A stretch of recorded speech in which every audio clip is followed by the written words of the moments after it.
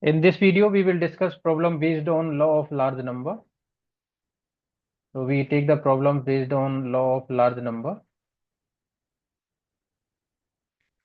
Law of large number we have already discussed in previous video. So there are two types of law of large number. One is weak law of large number, we denoted as WLNN, and the second is strong law of large number. So for defining the law of large number, so we write down as let x1, x2, x3, xn be the random variables.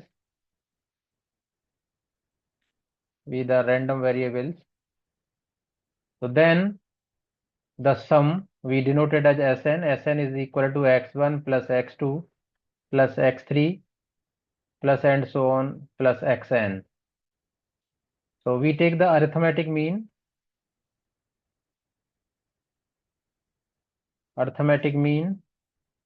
Of Sn upon n, we write down as Sn upon n. So this is equal to x1 plus x2 plus x3 plus xn upon n. So then we define the law of large number as limit n tends to infinity, probability p of arithmetic mean minus mean is greater than equal to epsilon is equal to 0. तो जो difference है किसमें, arithmetic mean का और actual mean का, that is denoted as mu which is positive, and the limit when we apply the limit so gives us the 0. Now we take the problem based on this. So we start the first problem. So first problem statement is examine whether the weak law of large number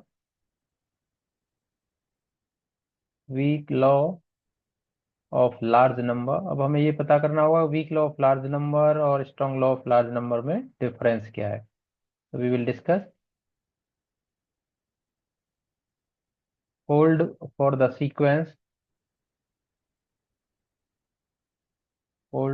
sequence we denoted as xk of independent random variables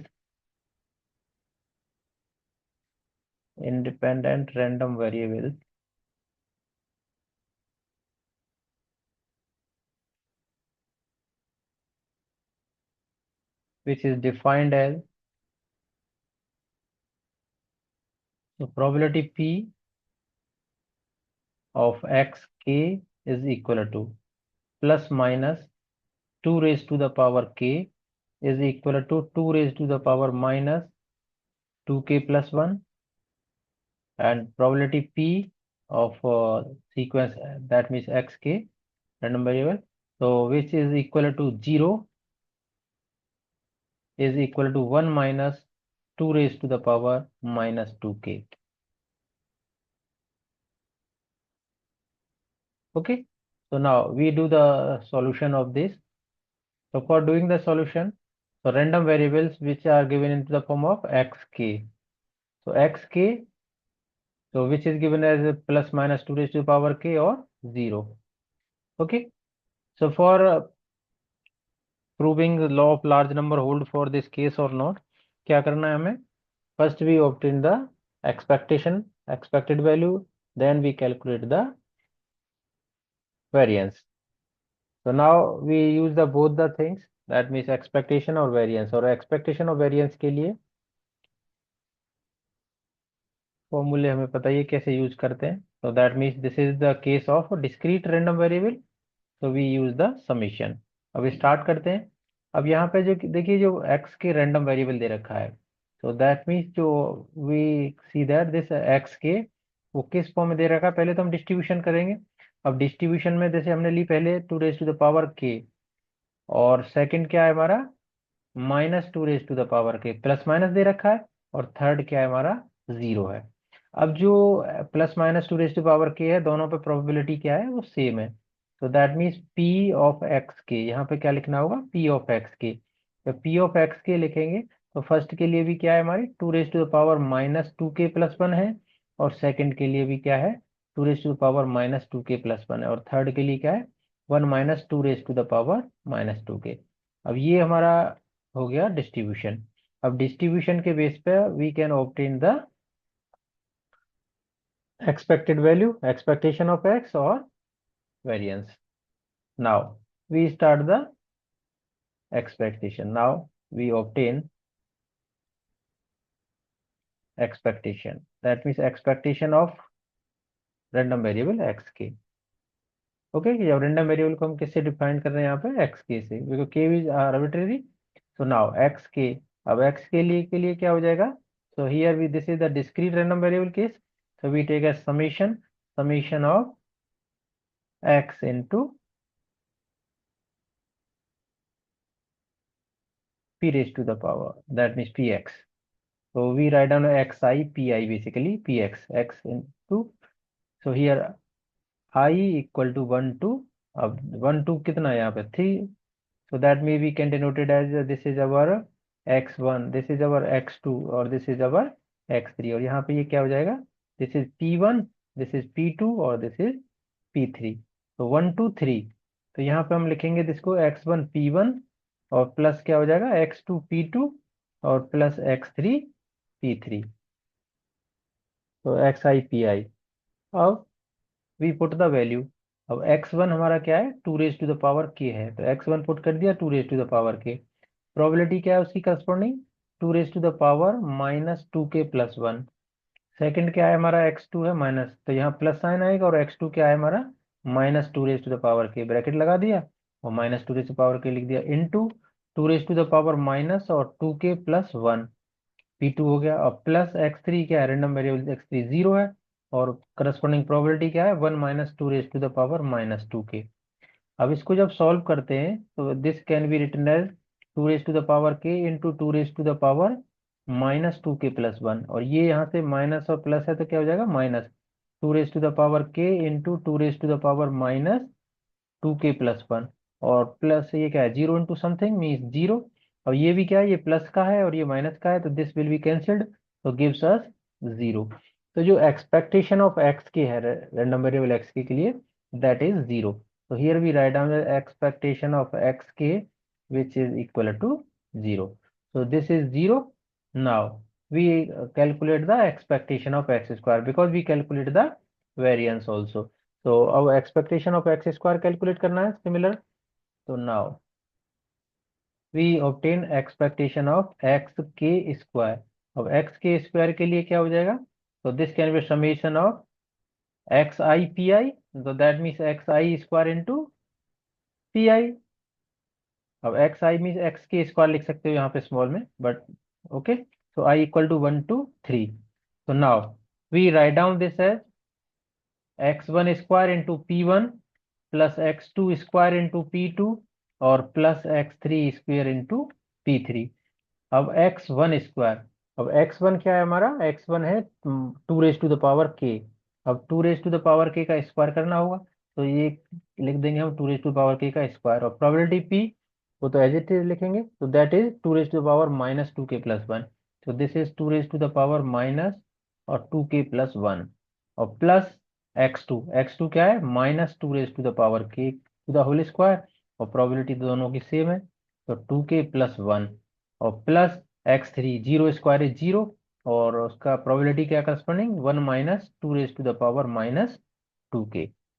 now we simplify this again, so this can be written as two raise to the power two k, two raise to the power two k into two raise to the power minus two के plus one, और ये minus है और minus का जब square करेंगे तो ये प्लस हो जाएगा, और ये भी क्या हो जाएगा, two raise to the power two k हो जाएगा into two raise to the power minus two के प्लस वन, और थर्ड तो हमारा जीरो हो जाएगा।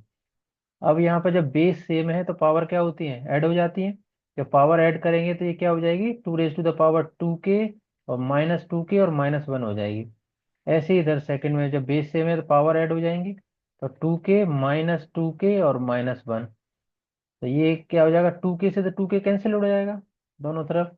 तो जब 2k से 2k कैंसिल हो जाएगा तो ये बचेगा 2 रेज टू द पावर -1, और इधर भी क्या रहेगा 2 रेज टू द पावर -1। तो ये आ जाएगा 1/2, और इधर से भी आ जाएगा 1/2, तो ये कितना हो जाएगा, इक्वल टू 1। तो जो एक्सपेक्टेशन ऑफ एक्स के स्क्वायर आ गया, वो हमारा क्या आ गया, 1। अब निकालेंगे क्या, वेरिएंस। तो वेरिएंस ऑफ एक्स के, जो वेरिएंस ऑफ एक्स के, तो this can be written as expectation of X के square minus expectation of X के टू द होल स्क्वायर। तो ये हमारा फॉर्मूला होता है। Now expectation of X square बनाया है, और ये तो हमारा 0 था, तो 0 square is 0, it means gives us 1। तो वेरिएंस हमारा क्या आ गया, 1। अब ये तो हमने किसके लिए निकाला है, रैंडम वेरिएबल एक्स के लिए। अब हम बात करते हैं किसकी, एस एन के लिए, क्योंकि हमें लोअर लार्ज नंबर यूज करना है, तो हमें सम चाहिए, सम ऑफ रैंडम वेरिएबल। तो now we move to the variance of Sn. So now we move to the variance of Sn. Variance of Sn. So this can be written as variance of summation of I equal to 1 to n into xi, means sum of all the random variables. So now this can be written as summation of I is equal to 1 to n variance of xi, because all random variables are independent. So that means xi, all are independent. So here we use the I equal to 1 to n, or all are independent. All are independent. So when all random variables are independent, so variance of single, that means xk, which is 1. So that means we do the sum of all. So means we do the sum. So that means 1 plus 1 plus 1 plus 1 plus and so on plus 1. So the sum of all n random variable, that means calculating the variance, which is equal to n. So that means variance of x1 variance plus variance of x2 plus variance of x3. Now after obtaining this value, we obtain the variance of Sn upon n. अब Sn upon n का variance calculate करना है, तो इसके लिए भी हमारे पास formula है कि 1/n² into variance of Sn. Okay, so we can write down this directly. So this equal to 1/n², और variance of Sn हमने क्या कैलकुलेट किया है, n. So this gives us 1/n. So this gives us 1/n. Now we use the Chebyshev inequality. So when we use the Chebyshev inequality, so using Chebyshev inequality, अब Chebyshev inequality says that probability P of x minus mean mu greater than equal to epsilon less than equal to variance upon epsilon square. अब यहाँ पे क्या change करना है, x, जो random variable x है वो क्या आता है, sum of the random variables upon n, means arithmetic mean. तो arithmetic mean means Sn upon n। तो x replace by Sn upon n minus mean mu which is greater than equal to epsilon less than equal to. अब जो ये जो variance है sigma square, वो किसका variance है, वो रैंडम वेरिएबल एक्स का। अब यहाँ पर हम लिख रहे हैं Sn अपॉन एन, तो हमें वेरिएंस किसका लिखना होगा, Sn अपॉन एन का। तो जो वेरिएंस Sn अपॉन एन का आया है वो क्या है, 1/n आया है। तो जब हम इसको लिखेंगे तो that can be written as 1/n into epsilon square, 1/n into epsilon square. तो now for checking this hold the law of large number or not, so we apply limit n tends to infinity.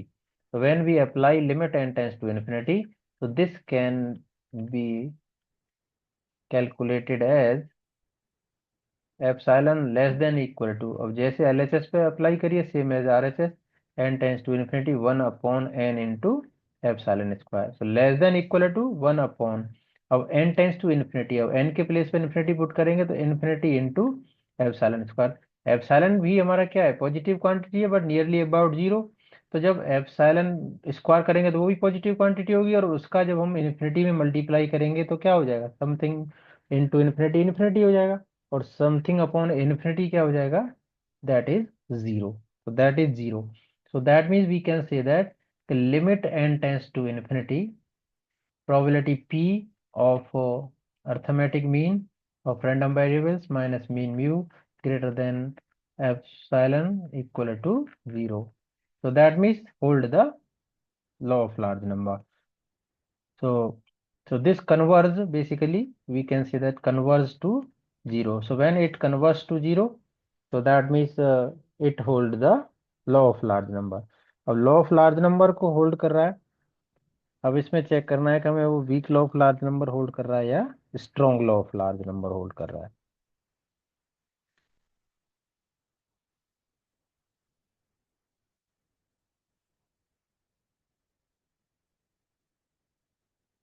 So now for checking weak law of large number hold this case or not, so for strong law of large number के लिए हमारे के लिए condition क्या होती है कि अगर हम अप्लाई करते हैं limit n tends to infinity और एस एन अपॉन एन, वो अगर टेंस करता है म्यू को, मीन्स कन्वर्ज करता है म्यू पे, तो हमारा strong law of large number hold करता है, otherwise weak law of large number hold करता है। अब यहाँ पे जैसे हम चेक करते हैं कि limit N tends to infinity, N tends to infinity, अब एस एन अपॉन एन, अब एस एन क्या है हमारा, एस एन अपॉन एन ही है, तो एस एन अपॉन एन, तो दिस इक्वल टू, तो limit n tends to infinity, अब S N what is S N, तो S N sum of the random variables, so sum of the random variables, that means we can take as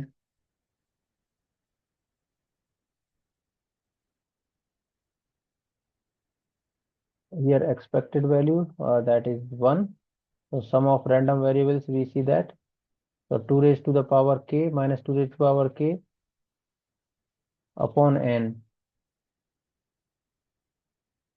So this can be write down as n upon n square.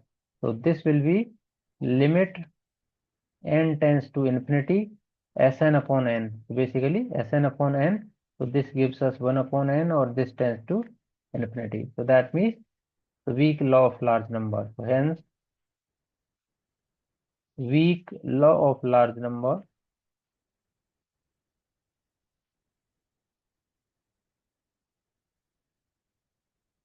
hold for the sequence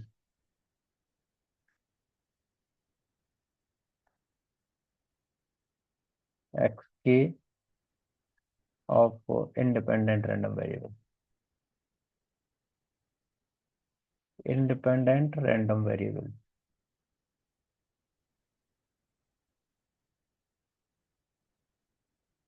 Now we move to the next problem, that is the problem number 2 for the same topic based on the law of large number. So question number 2, if the variable xp assumes that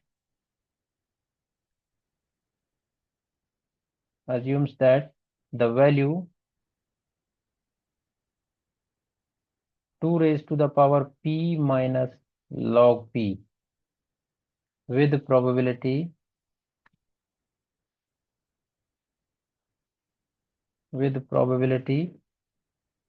2 raised to the power minus p.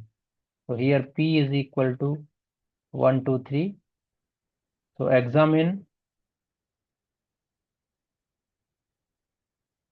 if the law of large number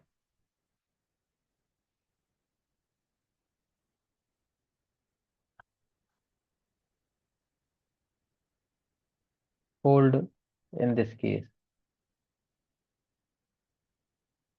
Law of large number hold in this case. So now we do the solution of this. So here we put p is equal to 1 2 3. So now we see that the random variable xp means x equal to 1, so that means x1. अब p को 1 2 3 पुट करना है तो ये x1 होगा, तो x1 की वैल्यू क्या हो जाएगी, 2 raised to the power 1 minus log 1।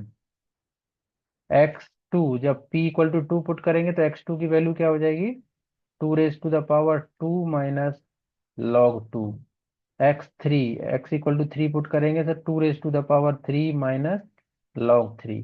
तो हमारी जो रैंडम वेरिएबल आएंगे, रैंडम वेरिएबल किस फॉर्म में आ रहे हैं हमें, तो this will be in this form, तो 2 raised to the power 1 minus log 1, 2 raised to the power 2 minus log 2, 2 raised to the power 3 minus log 3, or and so on. So random variable are in this form. Now the value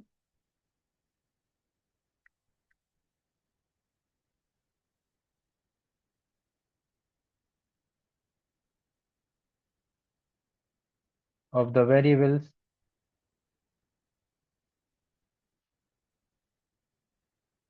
x1, x2, x3 respectively. So the value of random variable are this, and having probability। अब probability क्या होगी, probability उसमें दे रखी है 2 raised to the power-p। अब probability 2 raised to the power-p दे रखी है। अब जैसे p of x1 है, probability of random variable x1 क्या होगी, 2 raised to the power-1 होगी, इट मीन्स 1/2 होगी। अब p of x2 करेंगे तो this will B 2 raised to the power-2, it means 2 to the square, और and so on. Okay, so corresponding probability ये हो जाएगी। अब जब हम जैसे डिस्ट्रीब्यूशन करते हैं तो वन हम लिखते हैं रैंडम वेरिएबल, और सेकंड में हम क्या लिखते हैं, probability of corresponding random variable. और रैंडम वेरिएबल जो हमें डिफाइन था बेसिकली, वो डिफाइन क्या था, 2 raised to the power p minus 2 log p, p-2 log p। और प्रोबेबिलिटी क्या डिफाइन है, 2 raised to the power-p। और अब हमें करना क्या है, एक्स पी इक्वल टू 1 2 3 पुट करना है।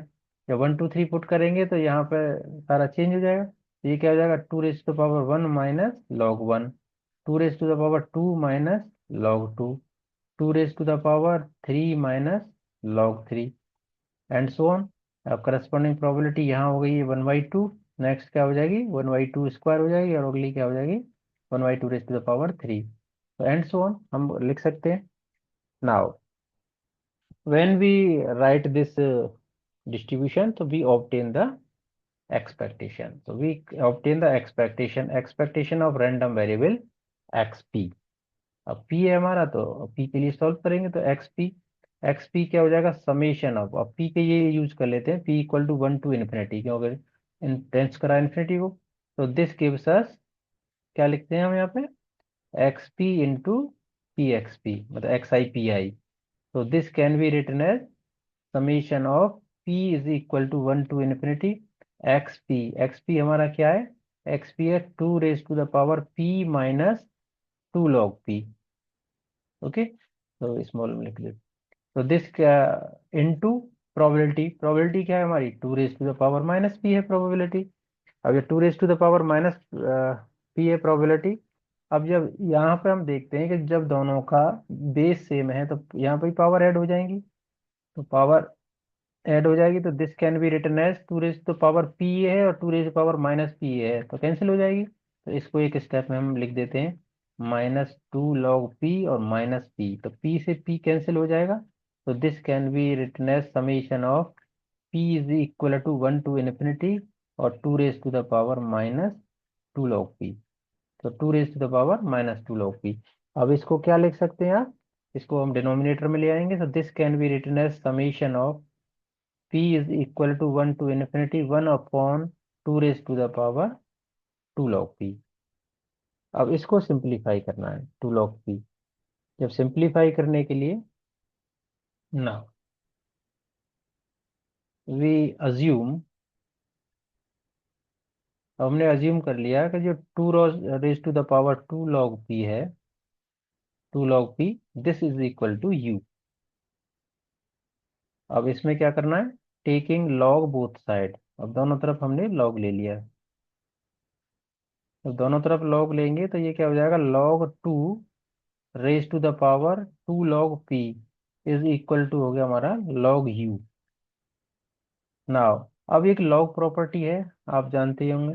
जब लॉग प्रॉपर्टी क्या कहती है कि log m raise to the power n है, तो उसको हम क्या लिख सकते हैं, n log m लिख सकते हैं।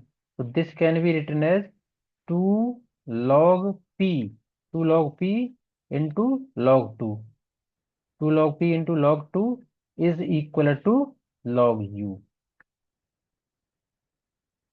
अब फिर हम अगेन यहाँ पर हमने क्या किया कि फिर अगेन हमने लॉग प्रॉपर्टी यूज करी। तो अगेन लॉग प्रॉपर्टी यूज करेंगे तो इसको हम लिख सकते हैं log p into log 2 raised to the power 2 is equal to log u। और again this we can write down as, अब log m into log n है, तो इसको हम क्या लिख सकते हैं, log nm लिख सकते हैं। तो टू रेज टू पावर 4 हो गया, log 4 into log p is equal to log u। Okay. अब यहाँ से फिर हमने ये रिवर्स प्रॉपर्टी फिर ये यूज कर दी। अब रिवर्स जब यूज करेंगे तो इसको हमने क्या लिख दिया, इसको लिख दिया log p raise to the power log 4, इसी प्रॉपर्टी को यूज करके, is equal to log u। अब taking anti log, anti log हटाने के लिए क्या करते हैं, एंटी लॉग लेते हैं। When we take anti log तो लॉग रिमूव हो जाएगा, तो u इज इक्वल टू क्या हो गया, p raise to the power log 4। अब p raise to the power log 4 हो गया, मतलब u की जो वैल्यू है। तो हमने u क्या अज्यूम किया था, 2 raise to power 2 log p। Now अब हमें क्या लिखना है कि expectation of x p, expectation of x p which is equal to summation of p equal to 1 to ∞। अब ये क्या था हमारा, 1/2 raise to power 2 log p, और उसको हम क्या लिख सकते हैं फिर, p raise to the power log 4, क्योंकि u के इक्वल ये है, u के इक्वल वो है, तो इसको हम लिख सकते हैं p raise to the power log 4। जब p raise to the power log 4 लिख दिया, तो अब इसको एक्सपेंड करेंगे। एक्सपेंड करेंगे तो ये क्या हो जाएगा, वन, वन की पावर समथिंग, जैसे ऐसे लिखना है, 1 raise to the power log 4 plus 1/2 raise to the power log 4 plus 1/3 raise to the power log 4 और plus and so on. Now अब 1 की पावर समथिंग करेंगे तो 1 ही हो जाएगा, तो 1 plus 1/2 raise to the power log 4 plus 1/3 raise to the power log 4 plus and so on. अब ये देखते हैं कि सीरीज कैसी है हमारी। तो ये जो सीरीज है इस फॉर्म में जो आ रही है, this is the convergent series, this is the convergent series. और कन्वर्जेंट जब सीरीज होगी तो हमेशा क्या करता है, law of large number hold करता है। और कन्वर्जेंट सीरीज के लिए जैसे summation of n is equal to 1 to ∞, 1 upon, अगर इस फॉर्म में है n raise to the power p में, तो is convergent if p is greater than 1। तो यहाँ पर भी p ग्रेटर देन 1 है, मतलब we define, so we can say that the mathematical expectation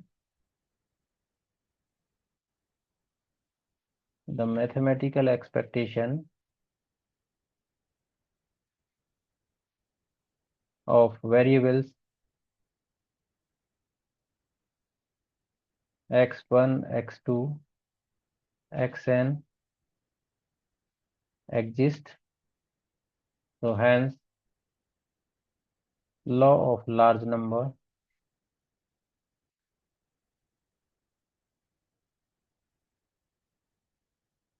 hold this case।